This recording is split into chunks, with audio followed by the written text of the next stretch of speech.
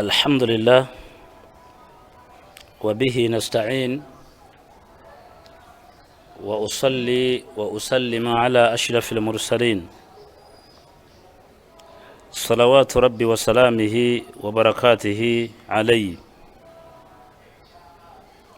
أوصيكم وإياي بتقوى الله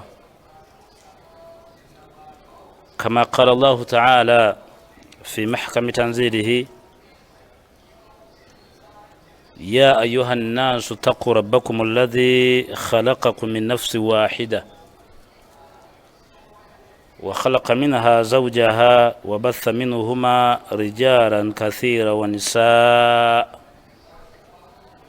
واتقوا الله الذي تساءلون به والأرحام إن الله كان عليكم رقيبا. أو كما قال الله تعالى: يا أيها الناس اتقوا ربكم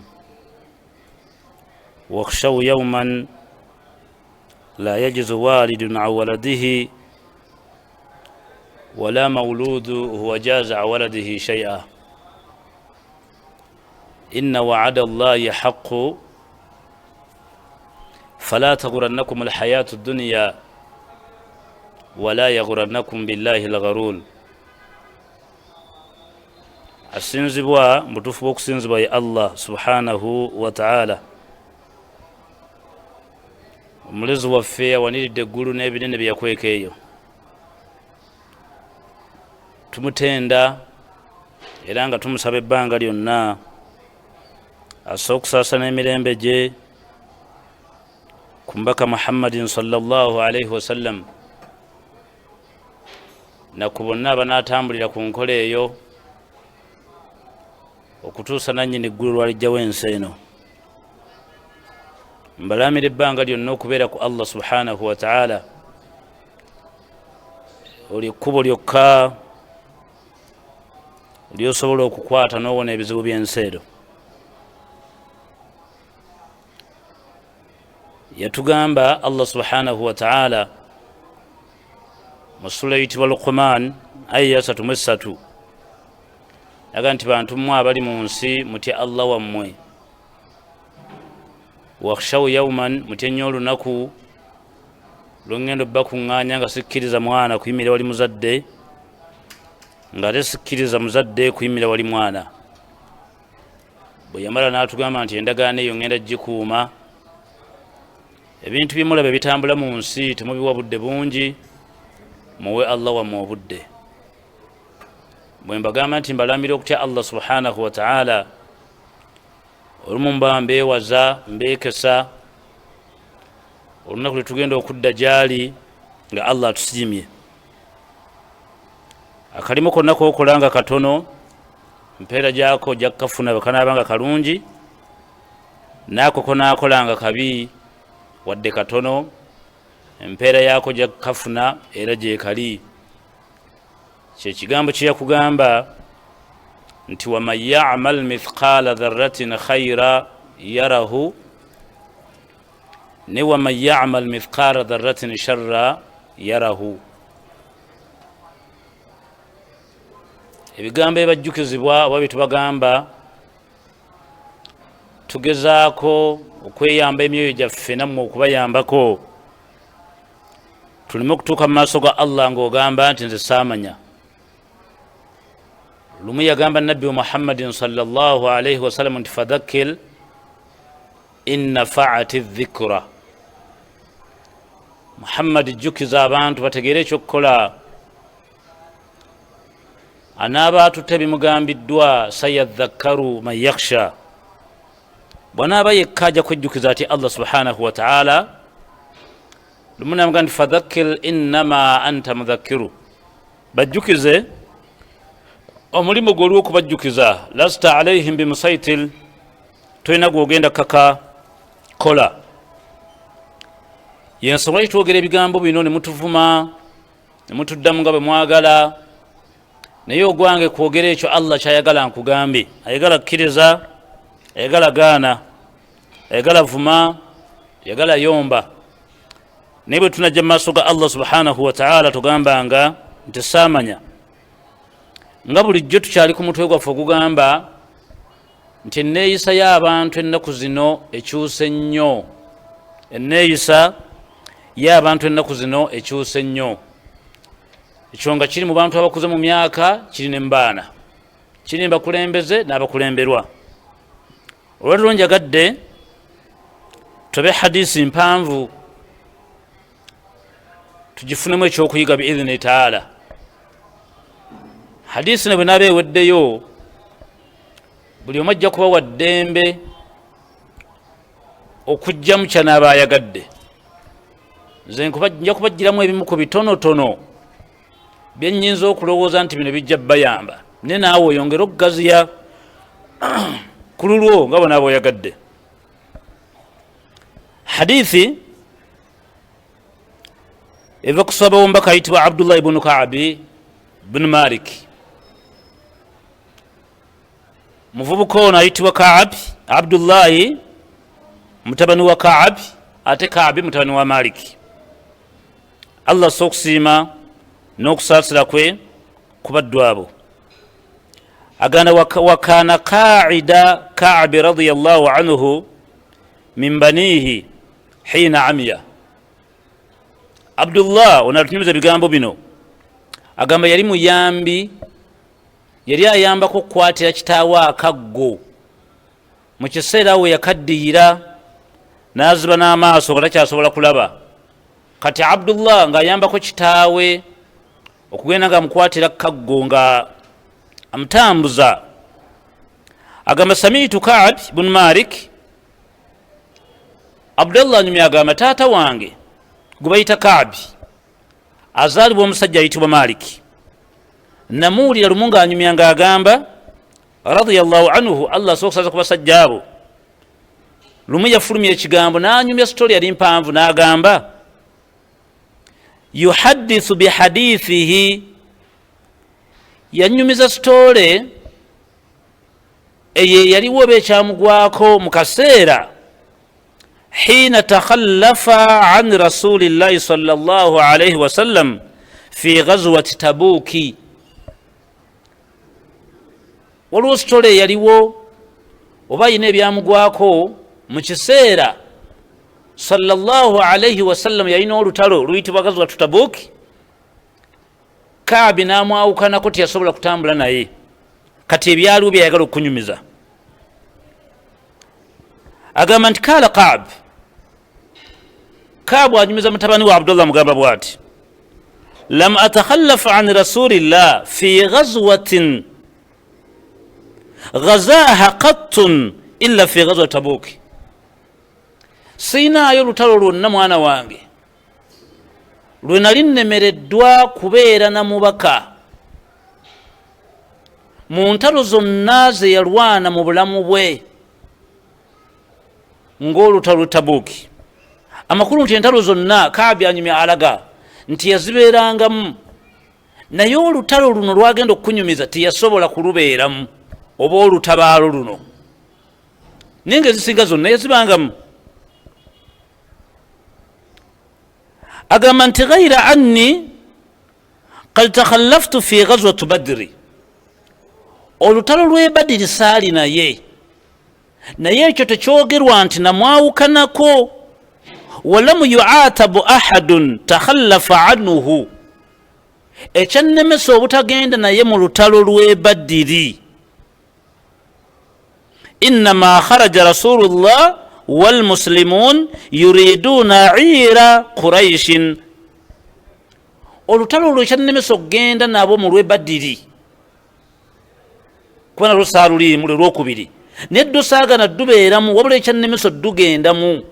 Nabbi yatambula n'abasiraamu ne bagenda mu lutalo lw'e Badiri ng'ekigendererwa baali bagenze kufunayo minyago, era yagenda n'abasiraamu bangi ne basisinkana abakufaalu ala ghayri mi'adin, nga tewali nteekateeka. Era tewali okulangira tebali tugenda mu lutalo lw'e Badiri, wabula baafuluma abantu ne batambula ng'ebyokusaaga ne bagenda ne basisinkana abantu abo ne bafuna eminyago. Nze kyekyannemesa okugenda. Naye olutalo lwogerwako Tabuki lwo lulina ensonga special gy'ayagala okutunyumiza. Lwaki lwamulema? era biki ebyaliwo. Kwekujjirayo ekigambo kya Badiri oleme kugamba ti ne Badiri teruliimu, akugambye ekyannemesa Badiri. Oluddu baatambula byabwe nga baagala minyago, kikyeŋŋaana okugenda. Naye singa lwalangirwa nti banaye mwetegeke enkya tugenda mu lutalo, sandisigadde ku Badiri. Kati wulira akunyumiza. Agamba nti walaqad shahidtu ma'a Rasulillah laylatan aqaba hina tawathaqna ala al-islam. Nayawukana n'ennabbi sallallahu alayhi wasallam mu kafo kayitibwa Aqaba ng'olunaku lw'enkeera basimbule. Wama uhibbu anna li biha mashhada badrin wa in kana badrun adhkura fi nnas minha. Olutalo Badiri saali n'ennabbi wadde lwe lusinga okwogerwako ennyo mu Busiraamu, naye mbakakasa olunaku lwenjawukana n'ennabbi ate enkya agende mu lutalo nali naye. Kati mbanyumiza ekyannemesa okugenda mu lutalo lwa Tabuuki, naye olw'e Badiri saagana buganyi. Wakana min khabarin hina tahallaftu an rasulillah sallallahu alayhi wasallam fi ghazwatin Tabuuki. Amazima ensonga ezaaliwo njawukane ku mbaka Muhammadin sallallahu alayhi wasallam ku lutalo lw'e Tabuuki, anni lam akun qattin aqwa wala aysara minni hina takhallaftu anhu fi tilka alghazwa. Mwana wange nkunyumiza, sibangako namaanyi nga ge nayina ku lutalo lw'e Tabuuki ng'enkeera tugenda, era sibanga nakwetegeka kwonna kwali kumbeddeko nga kwe nali neetegese nga mpedde ku lutalo lw'e Tabuuki. Si kyekyokka, wama jama'atu qabla rahilataini qattu hatta jama'atuhuma fi tilka alghazwa. Sibangako na nsolo bbiri ziri awo ziri free, mukulu ebyebagalwa oba ebidduka nga biri awo byetegese nga bye nayina ku lutalo lw'e Tabuuki.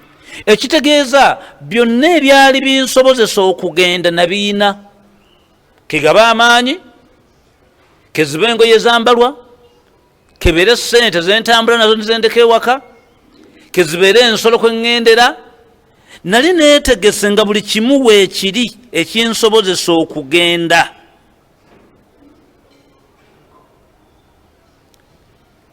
Anyumya agamba nti walam yakun Rasulullah yuridu ghazwatan illa warra bi'ayriha hatta kanat tilka alghazwa faghazzaha Rasulullah fi harri shadid sallallahu alayhi wasallam. Nebuzabuza nenkerewa nengamba naye essaawa yonna nze byonna ebisobozesa okugenda mbiyina, nja kutambula kambaleke basimbule n'abasanga. Nentandika okwebuzabuza era ne basimbula ne bagenda. Agamba nti faghazzaha Rasulullah fi harri shadid. Olutalo olwo lwali mu mbeera nga ya musana nnyo ogutagambika. Wastakbara safaratan ba'idan wa mafazan. Olugendo lwali wala nnyo olutagambika mu lutalo olwo. Wastakbara uduwan kathiran. Lwalimu abalabe b'Obusiraamu nga bangi ekitagambika. Fajalla lilmuslimina amarahum liyatahabbu aw liyataahabbu. Nabbi tiyamalanga ganyumya ntalo, naye olwo yalunyumya nnyo ng'ayagala Abasiraamu beetegeke nnyo era beetegeka bangi. Abasiraamu bonna ku olwo baggwa mu kibuga. Uhbata ghazwihim fa akhbarahum بوجههم الذي يريد والمسلمون مع رسول الله كثيرا ولا يجمعهم كتاب حافظ يريد بذلك الديوان صلى الله عليه وسلم. Aganti Abasiraamu okumanya baali bangi abeetaba mu lutalo olwo. Bwe twabanga tugenda mu ntalo twawandiikanga mu kitabo abantu ne bawandiika amannya gaabwe kwolwo twalema okuwandiika olw'ennamba obungi ng'era kizibu nnyo nakutegeera ani asigadde nga nenabbi tulaba nga kijja kumubeerera kizibu nnyo okutegeera ani asigadde kubanga abasiraamu baali bangi be baali boolekera okugenda okulumbagana nabo baali babeetegese nga nabo bangi qaala qaabu wulya qaabu bwakugamba faqalla rajulu yuridu an yataghayyaba ila dhann anna dhalika sayakhfa lahu ma lam yanzilu fihi wahyu min Allah وغزا رسول الله صلى الله عليه وسلم تلك الغزوة حين طابت الثمار والضلال فأنا إليها أصعل فتجهز رسول الله والمسلمون معه وتفقتن tetwakirowooza era kyati kisobola okugira mu magezi mangu nti anaaba tagenze ne nabbi sallallahu alaihi wasallam asobola okutegeerwa era nabbi yatambula n'agera n'enkuyanja y'abasiraamu ne boolekera mu kifo ekiyitibwa tabuuki nga tosobola namangu kulowooza ku munno nti asigadde naye nkukakasa waliwo abaali basigadde baalimu nga nange kamwayogera nkyasigalidde naye nga nze nkyalimu ekirowoozo era ekigenda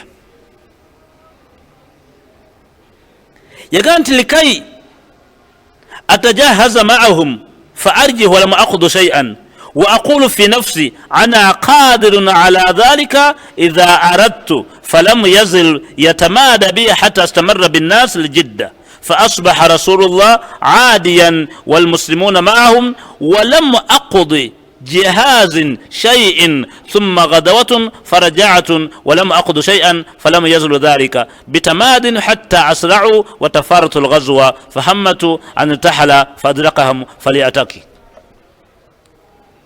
anyumeka byagamba abantu abo bagenda ne batandika okulwana ne babaka awantu we batuula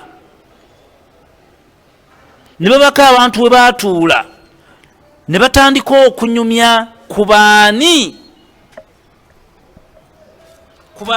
abatasobodde kutambula nabo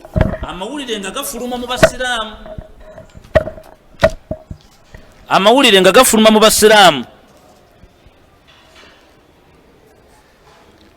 sallallahu alaihi wasallam abuuza basahabi nti nyina omuddu gwesitalaba mummwe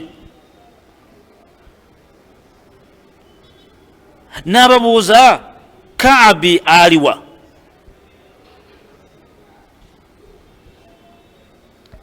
ne bamugamba ng'ayogerwa ava Banu Salma n'abagamba nti habasahu burdahu wannadaru fi utufaihi tiyasobodde kujja Kaabi naye nga bw'omumanyi okwekuza kwe n'okwebuzaabuza kwe ku mirimu gy'obusiraamu kyekimuganya okujja faqala lahu Mu'adh bun Jabal mutanu Jabal nayimirira n'amugamba nti bi'sa ma qult kyoyogedde olimba kibi nnyo wallahu ya rasulallah ndayira Allah nze Mu'adh ma alimna alayhi illa khayr siyinaayo kibi kyonna kinali mpulidde ku musajja ayitibwa Kaabi mumanyi birungi byereere fasakata rasulullah mpaka kwe kusiriikirira sallallahu alaihi wasallama fabaina huwa ala dhalika raa rajulan yali atunudde bwati kuba eriyingira Tabuuki ne balengera omusajja nga ajja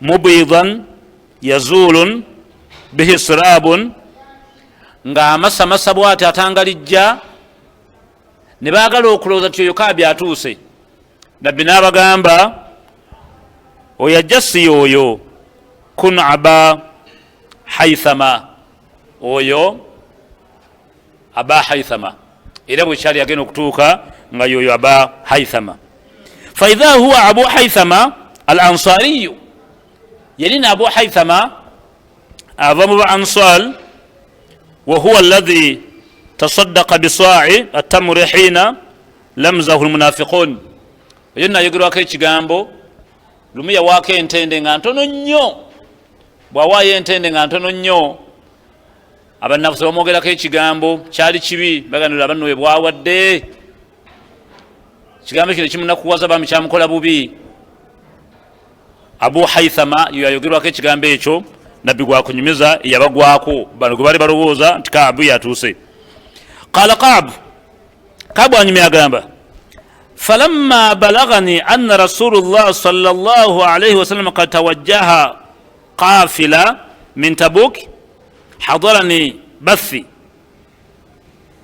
فتفقت أتذكر الكذب وأقول بما أخرج من سخطه غدا وأستعين على ذلك بكل ذي رأى من أهلي فلما قيل لي إن رسول الله قد أضل قادما زاحا عني باطل حتى عرفت أن لم أنج منه بشيء أبدا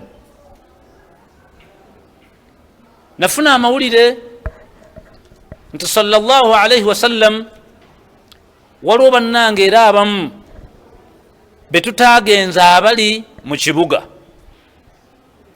bwe nafuluma ne ntambulako mu kibuga ennaku zigenda mu 2-3 nensiŋŋaana oba nenfuna amawulire nti olwo bannanga abatagenze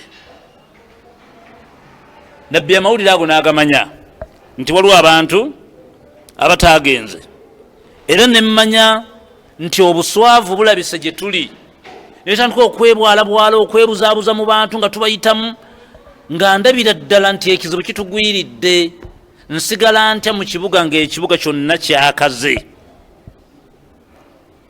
وكان إذا قدم من سفر بدا بالمسجد فركع فيه ركعتين نفنا مولد nti omubaka sallallahu alayhi wasallam asembedde okuvaayo nentandika okupalapalanya ebigambo bye ŋŋenda okugamba nabbi sallallahu sallama nga neebuuza ne kuba famire yange banaye mumpe ku magezi musajja ono mulimbe ki okuwona mulimbe ki ne bampa bye bampa nene nywera neŋŋamba gamba sigenda kulimba nabbi ekiba kibe ŋenda kwogera amazima ekyambaddeko Allah yasinga okumanya nali ndi awo nenfuna amawulire kyomubaka atuuse sallallahu alayhi wasallam era ali ku masijidi ye asadde raaka 2 bwe yali enkola ye bwatyo nga bava mu safaari asadde raaka 2 thumma jalasa linnas olwamala nakuba olukuŋŋaana lwalino nnyo olw'abantu n'abatuulamu falamma faala dhalika jaahu almukhallafun bwamala okutula n'abantu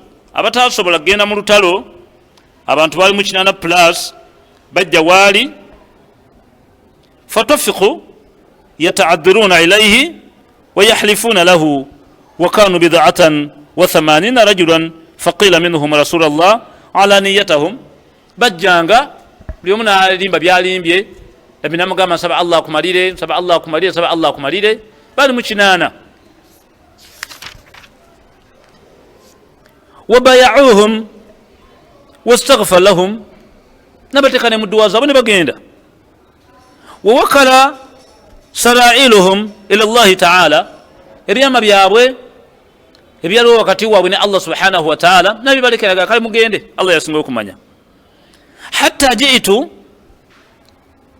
nze kennyini nange neŋŋamba balinga bavuleyo 8 nange kaŋŋende falamma sallamtu bwe namutoolera salaamu bwe nti tabassama naseka ne tabassama almughdab naseka enseka eringa ng'eva mu busungu oba oluseka lw'okwenya kwenya oluseka lutalaga masanyu okuseka kw'okubegako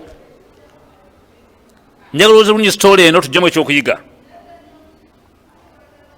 thumma qaal n'agamba taala fajiitu amshi hatta jalastu bayna yadayhi faqaala li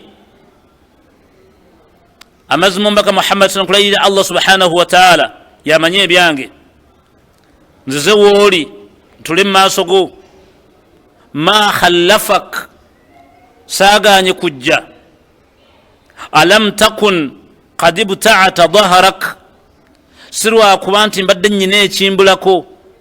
Qala qultu ya rasul allah inni wallahu law jalastu indi ghayrik min ahli dunya, nkulayirira allah singa nalemereddwa kujja lwakuba nti siina ssente oba ntambula oba ki mwene ensi, ebyo byonna ebyetaagisa okujja nabadde mbiyina.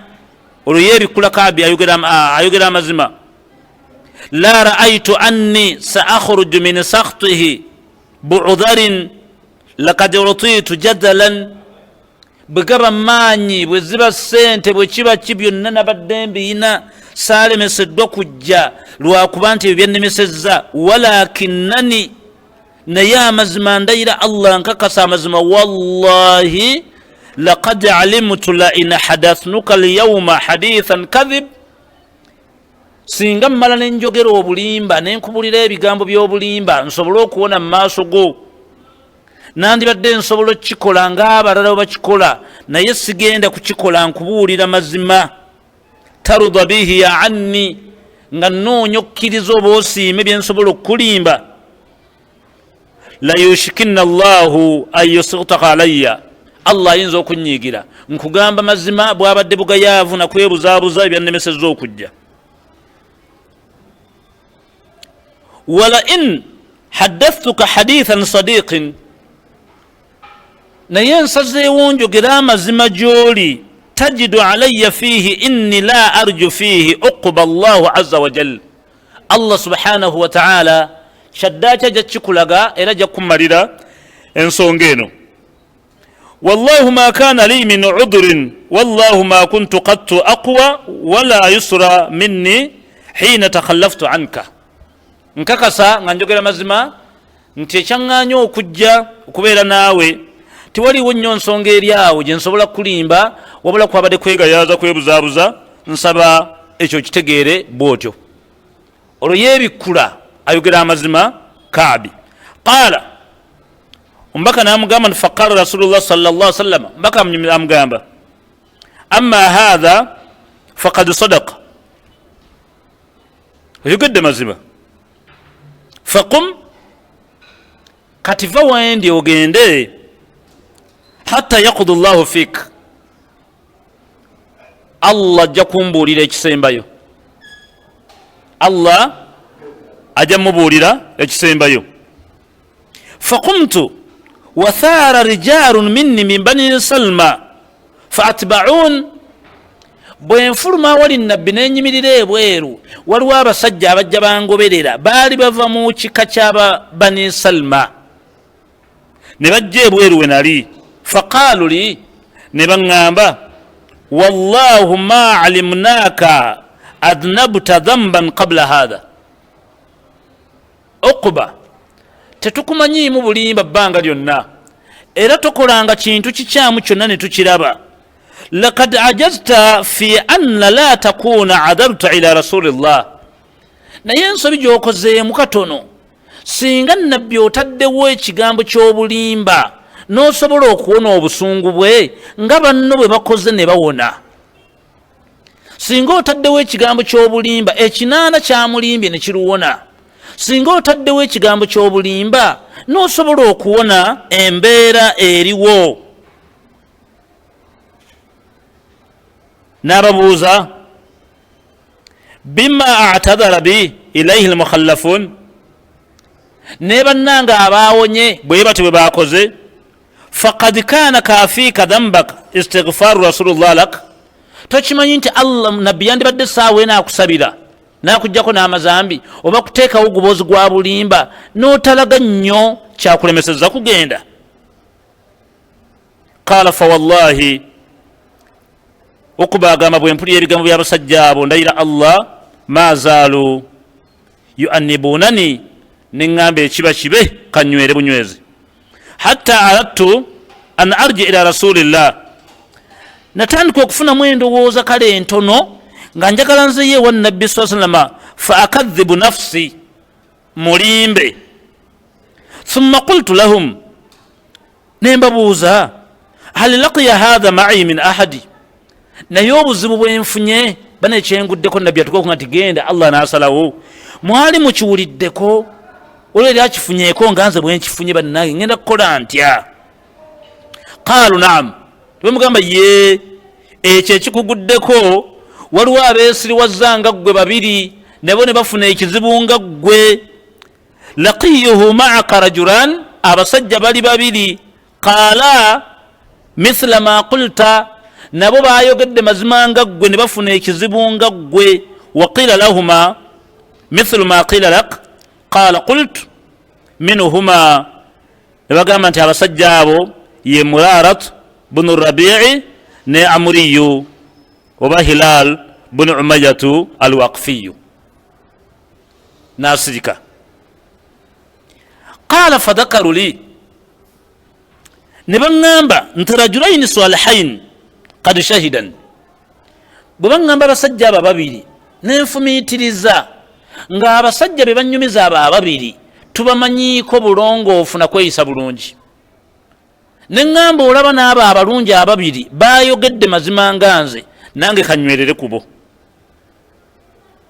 agamba nti badran fihima iswa, qaala famadtu hina dhakaruhuma li wa naha rasulullah an kalamina ayuha thalathat min baini min takhallafa anhu.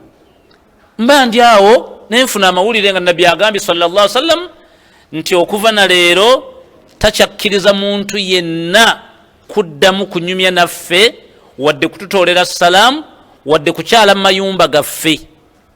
yensonga eyokubiri gyatwongeddeko. anyumya agamba nti qaala faajtanabna nnas, atuziyiza abantu, au qaala tagayyaru lana hatta tankaratu li fi nafsi l ardu, sifunangayo mu bulamu bukyangambaawo lunaku lwambeerera luzibu nga lunaku olw'ensi yanfundawalira, nempulyanga n'omutima gwange gunfundawalidde. olw'ekyo Allah subhanahu wa ta'ala kyeyagera oba kyeyangerera kyeyatuusaako. allati arif, bwe mmala okutegeera amawulire ago, falabithna ala dhalika 50 layla, twawangaala ennaku 50 mu nju.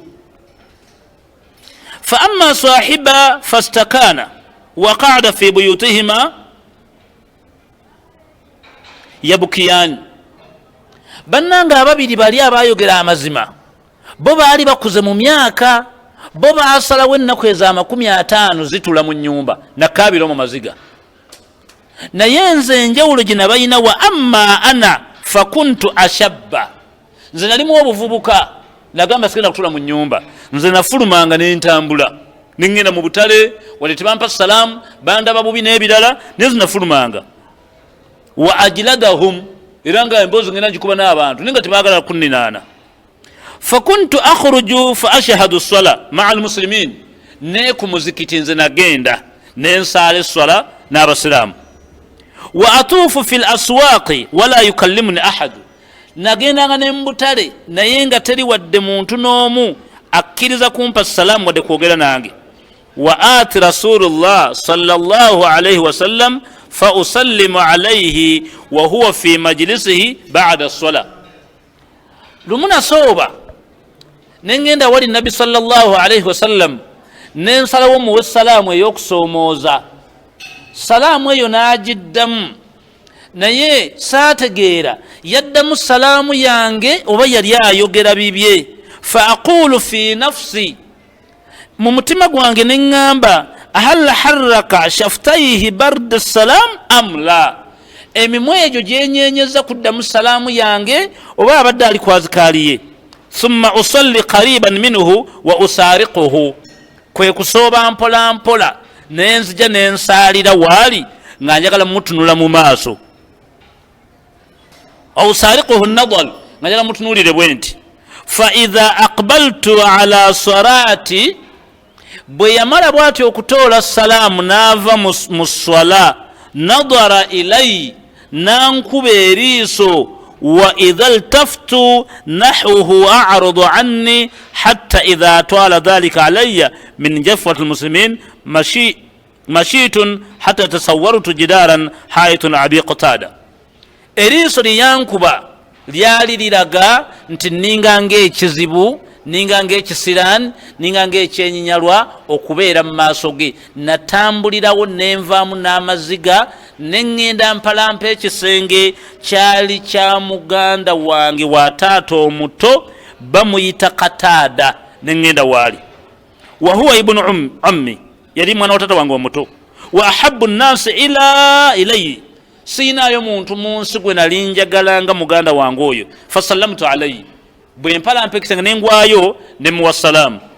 Fawallahi ma radda alayya salaamu, mbalayirira Allah muganda we yagana okuddamu salaamu. Faqultu lahu, ne mugamba ya aba Qatada, my brother Qatada, aashudduka billah ahal ta'limuni, nkulayirira Allah oyina kyotamanyiiko ku bintu byenkolera Allah. Uhibbu Allah, nze njagala Allah, wa rasulahu, n'omubaka we. Fasakata, nasirika. Fa'utta fanashattuhu fasakata, nenjagala munnyonnyole nti bonna ndi mutya Allah, sina zambiri nakoze, nagaana. Fa'utta fanashattuhu faqal Allahu wa rasuluhu a'lam, bwe mulemerako yaŋŋamba bugambi nva mu maaso, Allah n'omubaka we bamanyi. Fafadati ayinaayi watawakkalaitu hatta tasawwartu aljidal, nenkaba amaziga nempalampa ekisenge nenva waali neŋŋenda. Fabainama ana amshi fi suuqi almadina idha nabti, nali ntambula mu katale k'e Madina nga nzirayo ntambula byange. Min nabati ahli shami mimman qadima bittaam yabiuhu bilmadina yaqul, ŋŋenda okulaba omusajja yali atunda nnyo ebyokulya mu katale ng'ababuuza, man yadullu alayya Kaabi bun Malik, ani ayinza okunnyamba nandagirira Kaabi bun Malik waali. Fatafaqa nnaasu yushiruuna lahu ilayya hatta jaani, nagenda okulaga abantu bamugamba Kaabi yuuyu, najja wendi. Fadafa ilayya kitaaban min Malki al-Ghassan, oyo nno yali omusajja atambuza amawulire ga kabaka w'e Ghassan, eri muwandiisi ate nga atambuza obubaka okuva ewa kabaka ayitibwa Ghassan. Wa kuntu katiban, nange naliko omuwandiisi.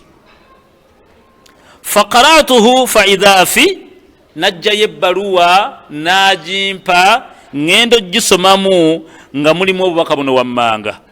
Fa innahu qad balagana anna sahibaka qad yafaaka, twafunye amawulire ti abantu bowangala nabo bakwegobyeko, bakulaba ng'ekizibu, tebamanyi tova mu famire ya bbeeyi n'ebirala. Walamu yaj'alaka Allahu bidarin hawanin wala mudi'a, tebakimanyi nti gwe bagoba mwana wa munene, mwana wa mugagga, mulangira, baagala bakutamisa ensi. Tukukakasa titukwagala mu bwakabaka, ogende weeyagala ofune emirembe, vaako abatajja kukuyamba. Fa alhaq bina nuwasik, faqultu hina qara'tuha, bwe mmala okuwulira obubaka obuli omwo ne mmanya nti Allah subhanahu wa ta'ala wa hadhihi aidan min albala, Allah ongezesezza omulundi ate omulala, ekikemo oba ekizibu kyegasse ku kizibu. Fatayammamtu biha attanur fasajaratuha biha, nenyongera kunywera nemmanya nti waliwo kati ekigezo Allah kyayagala okungezesa nakyo. Hatta idha madtu 40 min al-50, ennaku 50 bwe mala okutambuzaako ennaku 40, wastalabatha alwahyi sallallahu alayhi wasallam, nansindikira obubaka ate nga ali waka. Idha rasulallah ya'atin, obubaka bwali buva wa mubaka Muhammad sallallahu alayhi wasallam. Faqala, nga bugamba nti inna rasulallah, amazima mubaka wa Allah, ya'muruka, akulagidde, an ta'tazila imra'atak, ti okuva na leero akwongeddeko ate ekyokusatu, toddamu kwegatta na mukazi wo mu nsonga za bufumbo.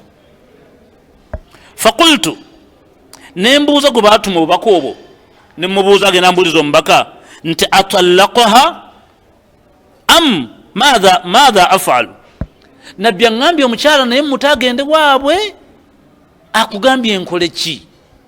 anganya omukyala akugambye mute ngambye eki? Qala la bal a'tazilha, nangamba nti akugambye toddamu kwegatta naye mu nsonga z'obufumbo okuva nakati.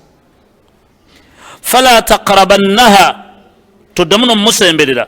Wa arsala ila sahibi bimithli dhalik, nagenda okufuna amawulire nga baŋŋamba ti ne bannanga ababiri nabbi abaweereza obubaka bwe bumu, abazeeyi abo nabo tebaddamu kwegatta n'abakyala baabwe.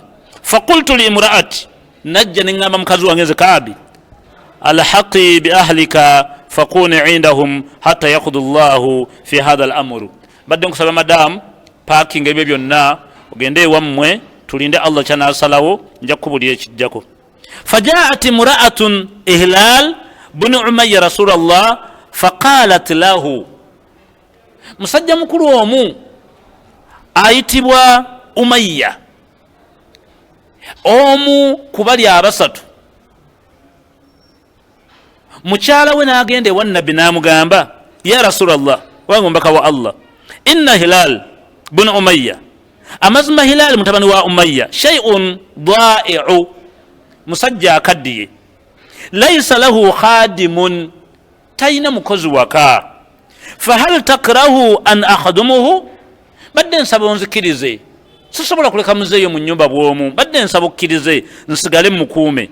Qaala la, nabbi n'amugamba saakuganye kubeera waka, walakin la yaqrabannaki, nakuganye kwegatta naye mu nsonga z'obufumbo.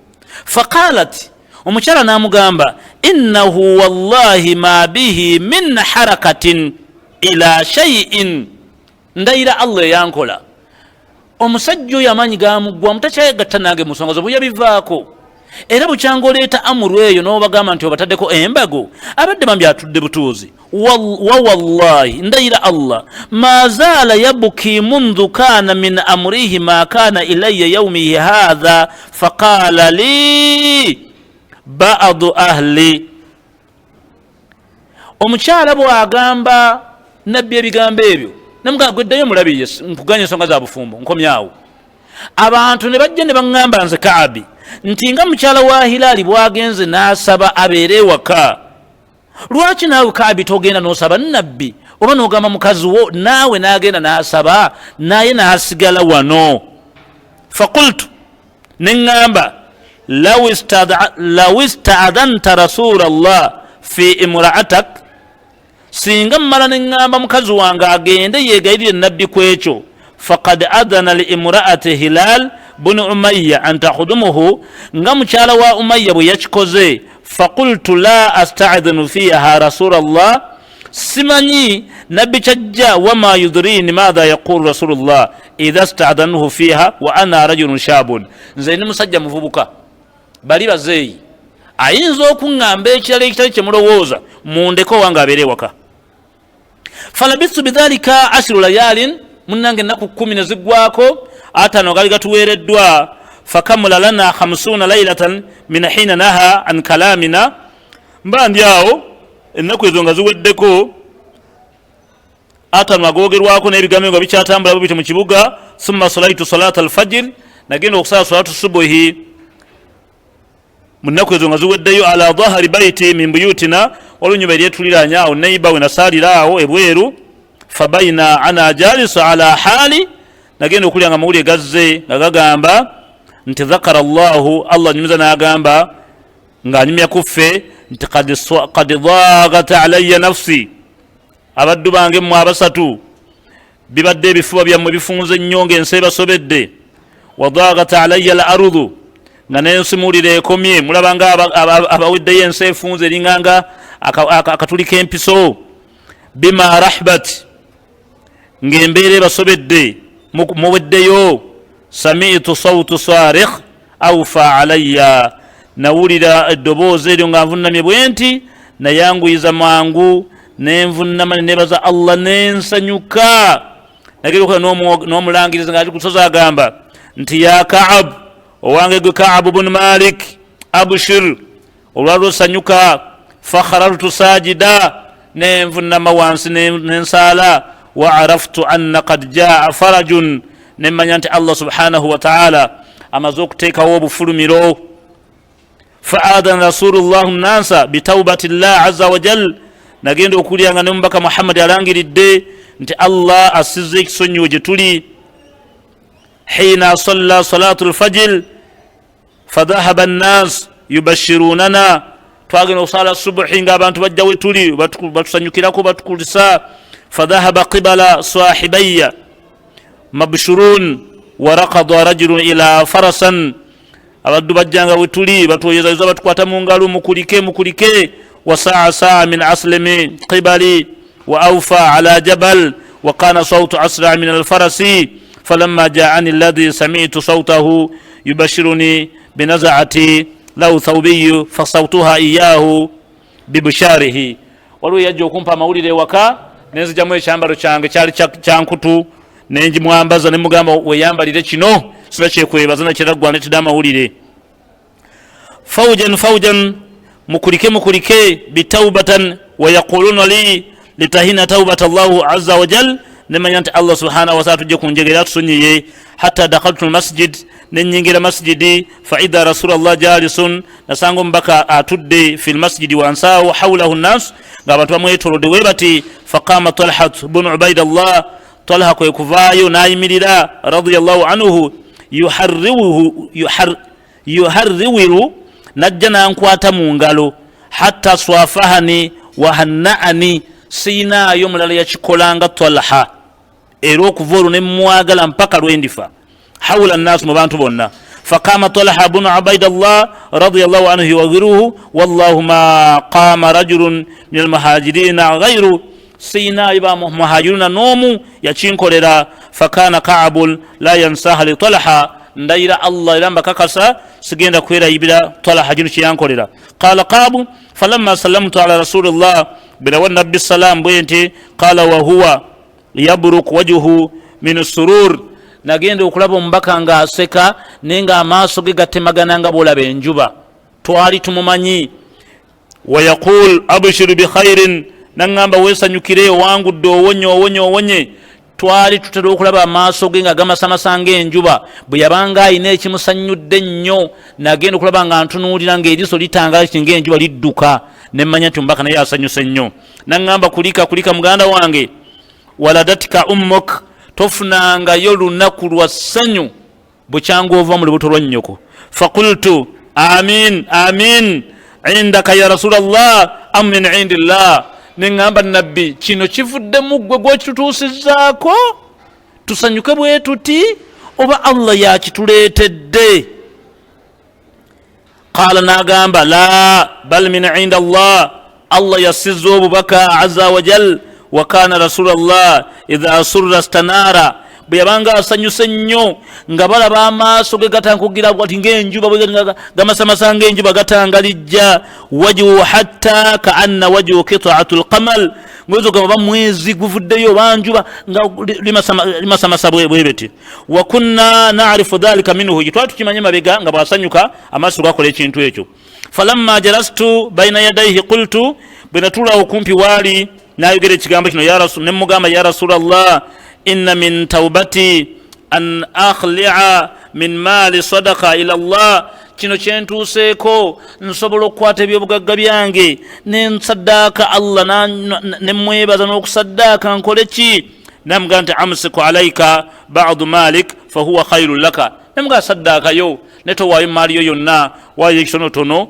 ekyo ekisinga okuba ekirungi gye kiri gy'oli فقلت إني أمسك سهمي الذي بخيبر نينا نميرو يانغي يريو ولا خيبر نغامبا نينا كتولا من يون صداكي وقلت يا رسول الله إن الله مزمع الله تعالى إنما أنجاني بالصدق نيمبا كاكسا ناغامبا قابي أنمي أغامبا baganda bange mbanyumiza mbakakasa amazima allah yanunula yantaasa nakwogera mazima wa inna min taubati amazima okwetonda kwange alla uhditha ila sidqan ma baqaitu obulamu bwange bwonna nendayira sigenda kuddamu kufunira kigambo kya bulimba fa wallahi ma alimtu bannange allah subhanahu wa ta'ala tayinayo lunaku lwonna lwakkiriza mulimba bamulyaza amaanya kuwangula nsonga ze ahsana mimma ablani Allah laba tusizana mpanguzo lutalo luno wallahu ma ta'amatutu qadabtu mundu qultu dhalika li rasulillah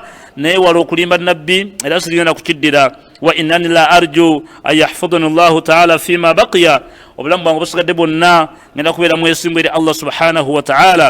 Allah kwe kusa aya egamba laqad taba Allahu ala nabi amazima maze okusonyiwa nabbi walmuhajirin n'abo ba muhajirin abava e Makka bagenda e Madina wal ansal n'abo abataasa nabbi abasinganibwa e Madina walladhina tabauhum fi sa'ati al-usra n'abo abamutaasa mu kaseera kakanyigo min ba'di ma qad yazghu qulubi fariqun minhum thumma taba alayhim innahum bihim ra'ufur rahim. amazima Allah musonyi era musasizi. wa ala thalathati alladhina khulifu n'abo abasatu abatagenda mutwalo w'etabuuki olwo babalese n'abo abasatu abatasobola genda mutwalo w'etabuuki hatta idha dhagat alayhim al-ardu bambi ne babeera mu mayumba gaabwe ne batu ensi nebafunda waliranga akatuli k'empiso ensi nebanyiga bima rahbat okyo kyabagwako wadhagat alayhim anfusuhum n'emitima gyabwe negifunda ng'ekyokola tebamanyi kibazzaako wadhannu an la malja'a min Allah nga tebamanyi nti naavaayo mbalwanirire illa ilayhi thumma taba alayhim liyatubu ne bannenenyeza ne bakola byenjagala inna Allah huwa tawwabur rahim. amazima omulezi wammwe ndi musonyi era musasizi. ya ayuha alladhina amanu bannange abakkiriza bange abali mu nsi mutye nze aya batonda wakunu ma'a swadiqin mwogerenga amazima embeera zammwe mujja kuwangula ebintu bingi. qala Qaabu anyumya agamba nti wallahu ma an'ama Allahu alayya min ni'mati qattu sifunangayo mu bulamu kyengera kyenali nfunye ba'da idha hadani Allah al-islam ng'ogyeko ekyengera Allah kyeyampa eky'obusiraamu a'adama fi nafsi min sidiqi ng'ekyengera Allah kyeyansaddaka nentegera ekyama ekiri mu mazima. alla akuna kadhabtuhu sigenda kuddamu kulimba fahalaka kama halaka alladhina kadhabu. Allah munnaye mukimanyi nti yazikiriza oba ekyo kyaviirako aboononefu bali abatukulembera ekinaana okulimba. Allah abanyumyako bw'ati sayahlifuuna billahi lakum idha nqalabtum bwe munaddayo bali abatajja ekinaana bagenda kujja we bali batandika obbannyonnyola litu'ridu anhum nga baagala mukkiriza bye bagamba babamatiza olw'ebigambo by'ebyekiyaaye naye mbakakasa mujja kukkiriza ebigambo byabwe ne innahum rijisun abantu abo kyenyinyalwa rijisun byenyinyalwa bitasaana kuddamu kuliraana ababi wa ma'wahum jahannam ngenda bookya omuliro jazaan bima kanu yaksibun olw'ebyo bye baakola yahlifuuna lakum babalimba babawukanako ne batajja litarudu anhum ne babaterawo agagamba bamatize nammwe ne musiima fa in taradu wadde musiimi ne mukkiriza bye bagambye fa inna Allaha la yarda anil qawmi tesinza kukkiriza bigambo by'abalyaza amaanyi aboononefu. ab'ebitiibwa tuyimireko katono nnyo. omusomo guno kyagutuleesezza tuguzaayo ku mulamwa gwaffe. olwaleero abantu bavudde nnyo bakyusa nnyo bava ku mateeka ga Allah subhanahu wa ta'ala. omukulembeze w'obusiraamu asobola okugenda w'omukulembeze w'eggwanga ne bamuwa n'emmotoka naye emmotoka n'agireeta ng'eraga nti ya umma emmotoka n'agitwala mu maka ge. oba omukulembeze w'obusiraamu asobola okugenda awantu n'ajjayo kyajjayo ng'akireetedde umma n'akitwala nga kiki. omukulembeze w'obusiraamu asobola okujja n'alimba abantu bakulembera, asobola okugenda mu miitingi ez'ekyama gye tutali n'ayogera ebigambo byonna nga bifevalinga ye nga yeerabidde nti nannyini ggulu waalinga omujulizi abiwulira. olwaleero osobola okuzimba ennyumba era oyinza okufuna emmotoka, oyinza okufuna security, naye Allah subhanahu wa ta'ala ebintu ebyo tosobola kuwangaala nabyo mu bulungi kubanga emabega birimu amakoona. ekindeeseza hadisi ya Kaabi tufune ekyokuyiga nti oba oli bw'omu oba oliwa kkiriza obeere ku ebyo ebisanyusa Allah. saawa yonna oyagala toyagala Allah ajja kukwabya, ajja kukwanika naye ensi lwe naakumanya ogenda kutamwa nnyo abantu olw'ebyo bulijjo by'obalimba. Abakulembeze baffe ab'obusiramu eno message egende gye muli. Mugenda mu meeting ez'ekyama ew'omukulembeze ne mufuna ne bye mufunye ne mubiteeka mu maka gammwe, ne mufuna emmotoka ne muzibuzaabuza, ne mufuna ssente ne muzibuzaabuza, ne mugula ebintu by'obusiraamu ne bidda mu mannya gammwe, n'ebiriwo eby'obusiraamu ne mubitunda. Naye Allah subhanahu wa ta'ala osobola okudda mu basiraamu n'okuba akalimi naye tekagenda kuwangaala. Kaabi tumufunemu ekyokuyiga. Yasalawo asooka aswala ebbanga lyaswadde, naye Allah yamala n'amubikkulira amazima n'afuuka omuwanguzi eri abantu. Bali abaawangula olw'obulyazaamaanya n'ebigambo byabwe eby'obukumpanya, Allah abakunyumiriza mu Kulaane. Genda mu sura eyitibwa Tawuba 9:95 ng'ayogera ku boonoonefu abo. Era ogenda mu sura eyitibwa Tawuba 10:19 ng'ayogera abasatu bali nti mmwe mbataasizza, be baasooka okunyigirizibwa ne bawangula. Ojja kutunda by'otunda eby'obusiraamu, emmotoka ogivuge ne security ofune, naye mu maaso go togenda, mu maaso awe tujja togenda kuwangula. Nammwe abakulembeze abagenda mu byameeyo mu meeting z'abakulembeze ne mufunayo emmotoka ne muzikweka, nkukakasa togenda kuwangula, nga n'emmaali y'obusiraamu eri mu mannya go togenda kuwangula. Hayakumullah wa jazakumullahu khaira. Saba Allah subhanahu wa ta'ala atuwe okubitegeera n'okubitambulirako. Kyetugambye nti omutwe gugamba ennaku zino enneeyisa y'abantu ekyuse nnyo. Si bakulembeze, si abakulemberwa, si abakuze emyaka, si abaana. Assalamu alaikum wa rahmatullahi wa barakatuh. Enamba y'essimu eri 0702 001306. Onkubirako bw'oba olina ensonga gy'oyagala okugaziwako ku musomo ogwo biidhini ta'ala, ne nnyongera kubuulira hadiisi eyo weeri mu kitabo ne mu Bukhari mweri, mu Muslimu mweri, ojja gisanga mu bujulizi bungi nga bagireeta